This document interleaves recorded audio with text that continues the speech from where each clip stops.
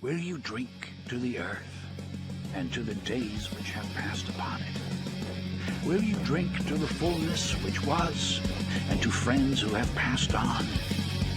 Will you drink to good company well met?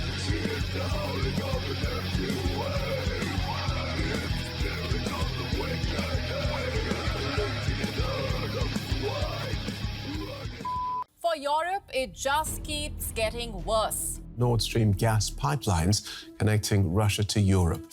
Scientists recorded explosions in the Baltic Sea before detecting 3 simultaneous leaks. And this comes at a tipping point time for Vladimir Putin's war in Ukraine. On September 26th, a flurry of explosions on 2 underwater pipelines connecting Russia to Germany triggered massive gas leaks spewing into the ocean.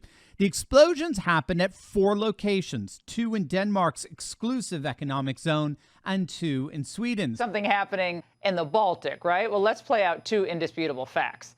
Number 1, experts agree that only a government could have blown the Nord Stream pipelines. It couldn't have set up the explosions. Number 2, the destruction represents a major setback to Russia, which has been asking Europe to open the pipeline. Of course, what was remarkable is that in the day following this catastrophic and potentially escalating move was the near total silence from the United States. EU and NATO officials, silence. That was until late today. A military official, who refused to go on the record, of course, said not only there was no American involvement, but that there's increasing evidence that this was a sophisticated attack, adding that European allies say that the suspicion and likely culprit is Russia. Joining me now, independent journalist Glenn Greenwald, whose work you will soon find on Rumble. Glenn, that was a lot there, but your thoughts on this idea, it's been germinating for a few days now, that Russia might have sabotaged its own inflow of money from the pipeline, blow it up to play, I guess, 4-dimensional chess. How many things have been blamed on Russia over the past 5 or 6 years by the Western media, by the EU, by neoliberals and deep state operatives that turned out to be completely false? They even invented a conspiracy theory. You probably remember that Russia had some super secret hypersonic weapon that was causing brain damage in American diplomats that nobody had ever heard of before, and it turned out to be debunked even by the CIA.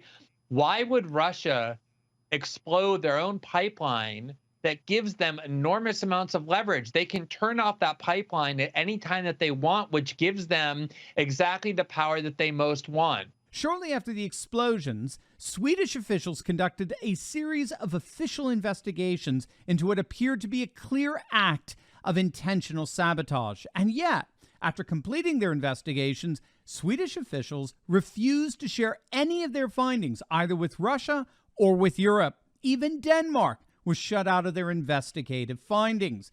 The only thing they would confirm is that they did find evidence that the pipelines were intentionally sabotaged.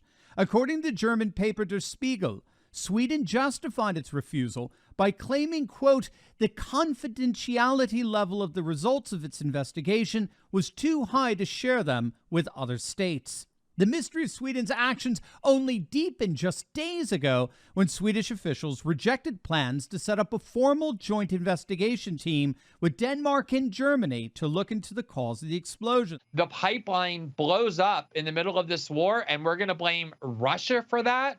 The country that has the least interest in doing it. Yeah, the leverage that they have with that pipeline is huge, as you said. And I know, Glenn, you're not going to be surprised to hear this analysis from the former CIA director, Brennan, today. These pipelines are only in about 200 feet or so of water, and Russia does have an undersea capability that would easily lay explosive devices by those pipelines. I think this is clearly an act of sabotage of some sort, and Russia is certainly the most likely suspect. Hey, Glenn, what has John Brennan actually gotten right in his career? Let's just start with that. What has he gotten right about China, about the espionage threats from China, all the things that happened in Iraq, Afghanistan that they did not know, did not predict? I mean, all of this. Yeah, I mean, John Brennan was the leader of the CIA during the Obama years. And prior to that, he was a high-ranking official in the CIA during the Bush years. And that was nothing but one disaster after the next. John Brennan is a trained liar. He's a trained disinformation agent, even though he now works in various media outlets like CNN and for NBC, where, you know, the CIA used to work hard to figure out how to clandestinely infiltrate media outlets. Now they just do it out in the open. But, you know, John Brennan and the CIA is what invented the hoax of Russiagate. They're the ones that spun all of these tales about how Russia was responsible for infiltrating the United States. And so now we're going to hear from John Brennan just an assertion. He's the one who said that the Hunter Biden laptop was Russian disinformation. Look at how they blame Russia for everything, and it turns out to be lies. And now they're just going to assert this, knowing there's no evidence, hoping that Americans will continue to be gullible. Here's what Joe Biden said back in February. Let me answer the first question first. If Russia invades, that means tanks or troops crossing the border of Ukraine again. Then there will be no longer a Nord Stream 2. We will bring an end to it. This is Victoria Nuland, the Undersecretary of State. Here's what she had to say back in January of this year. With regard to Nord Stream 2, we continue to have very strong and clear conversations with our German allies, and I want to be clear with you today. If Russia invades Ukraine, one way or another, Nord Stream 2 will not move forward. Thank you very much. Thank you both for doing this today. On the subject of Nord Stream, Secretary and Minister, regardless of responsibility, obviously... This is also a tremendous opportunity. It's a tremendous opportunity to, once and for all, remove the dependence on Russian energy, and thus to take away from Vladimir Putin the weaponization of energy as a means of advancing his imperial designs. That's very significant, and that offers tremendous strategic opportunity for the years to come.